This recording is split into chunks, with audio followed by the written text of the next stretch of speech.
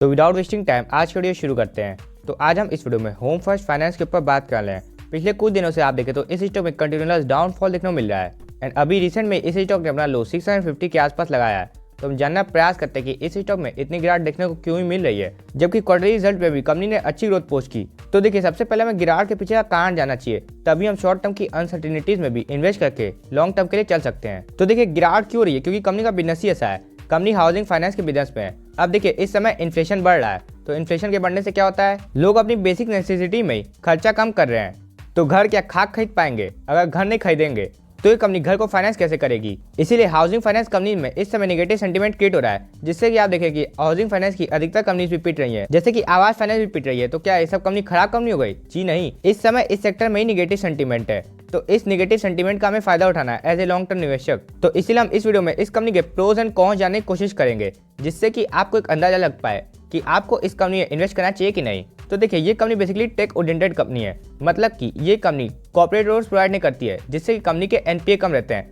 साथ ही साथ ये कंपनी उस ऑडियंस को कैटर करने की कोशिश करती है जो basically first time home buyers हैं एंड जो basically low and middle income group से बिलोंग करते हैं। अब इसमें क्या हो जाता है, इसमें इस कंपनी के एनपीए काफी कम हो जाते हैं। आपको याद होगा कि 2007 एंड 8 के पास बजाज फाइनेंस भी टेक ओरिएंटेड कंपनी थी एंड उसका मैनेजमेंट इतना शानदार निकला कि आज आप देख रहे हैं कि कंपनी कहाँ पे पहुंच गई है।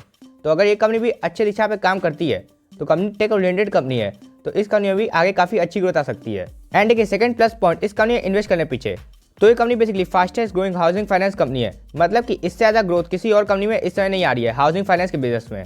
क्योंकि अगर आप इस कंपनी की 10 साल की sales and profit growth compounded terms में देखने जाएंगे तो वो 85 एंड 64% से हजार की है, जो लॉन्ग टर्म में काफी अनबिलीवेबल ग्रोथ पाई जाएगी। तो देखिए, इन कारणों की वजह से हमें इस कंपनी में इन्वेस्ट करना चाहिए। अब देखिए, हर कंपनी में सब कुछ अच्छा नहीं होता, तो इस कंपनी क्या बुराई है? तो देखिए, इस कंपनी ये बुराई है कि ये company basically recent listed company है, मतलब कि इस कंपनी का पास्ट का बहुत सा डेटा हमारे पास अवेलेबल नहीं है, तो हम प्रेजेंट के डेटा पे ज्यादा रिलाई कर रहे हैं, तो आगे कुछ भी हो सकता है। यानी कि यहाँ पे आप एक ऐसा रिस्क एलिमेंट मान सकते हैं कि हमें मैनेजमेंट के बारे में अच्छे से नहीं पता, क्योंकि मैनेजमेंट का बहुत ज्यादा पुराना ट्रैक रिकॉर्ड नहीं है।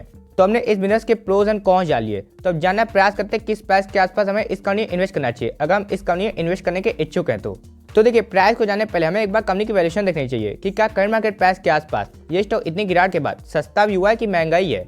तो देखिए, इस समय इस कंपनी का पी 30 के आसपास चल रहा है। वहीं अगर आप इस इंडस्ट्री का पी देखने जाएंगे तो वो 23 के आसपास है, जिसके हिसाब से आपको ये स्टॉक थोड़ा महंगा लगेगा।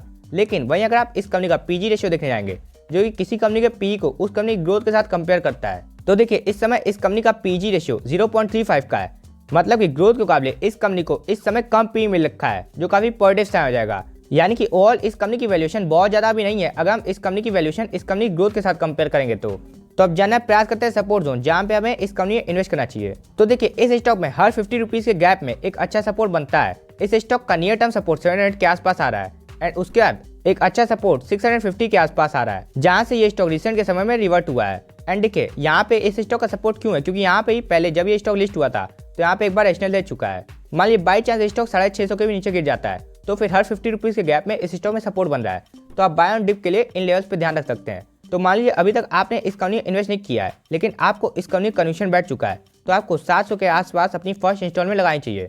फिर हर 50 पे गैप्स में आपको अपनी इंस्टॉलमेंट को बढ़ाना चाहिए, मतलब कि एवरेजिंग करनी चाहिए अपनी एलोकेशन के हिसाब से। अब ऐसा नहीं कि एवरेजिंग करते करते आप इसी कंपनी की अपने पोर्टफोलियो में 50% एलोकेशन दे दें।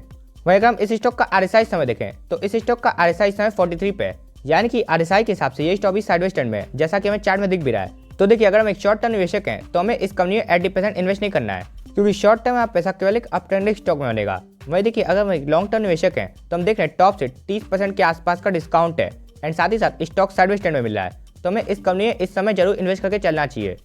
वहीं अभी ये स्टॉक ने 50 डे एंड 20 डे दोनों शॉर्ट टर्म मूविंग एवरेज के नीचे है, यानी कि शॉर्ट टर्म में इस स्टॉक में मोमेंटम फेल हो चुका है, तो शॉर्ट टर्म के लिए हमें इस कंपनी में इन्वेस्ट नहीं करना है। वहीं जो लोग लॉन्ग टर्म निवेशक हैं तो हम देख रहे हैं कि ये स्टॉक भी शॉर्ट टर्म मूविंग एवरेज के नीचे है, यानी कि हाल ही के कुछ दिनों में इस स्टॉक में और गिरावट देखने को मिली है, यानी कि यहाँ पे एक अपॉर्चुनिटी बन रही है। तो जब भी स्टॉक में सपोर्ट जोन के आसपास मिले, जो कि 700 का है, तो हमें इस स्टॉक में अपनी होल्डिंग को और बढ़ाना है।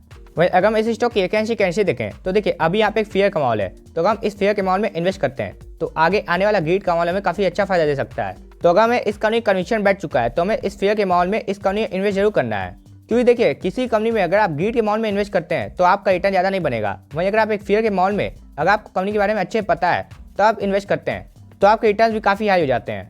तो इसीलिए यहाँ पे एक अपॉर्चुनिटी दिख रही है एंड हमें उस अपॉर्चुनिटी का फायदा उठाना है। एंड मान लीजिए अगर हम इस कंपनी में इन्वेस्ट करते हैं तो हम इस कंपनी की अपने पोर्टफोलियो में मैक्सिमम एलोकेशन 5% तक की दे सकते हैं, क्योंकि उससे ज़्यादा एलोकेशन देना रिस्की हो जाएगा, क्योंकि इस कंपनी को लिस्ट हुए भी ज़्यादा समय नहीं हुआ है। तो उम्मीद है आपको वीडियो पसंद आया होगा। तब तक के लिए आप हंसते रहिए एंड मुस्कुराते रहिए एंड इन्वेस्ट जरूर करते रहिए। तो मिलते हैं नेक्स्ट वीडियो में, तब तक के लिए दिस इज सिद्धांत साइनिंग ऑफ।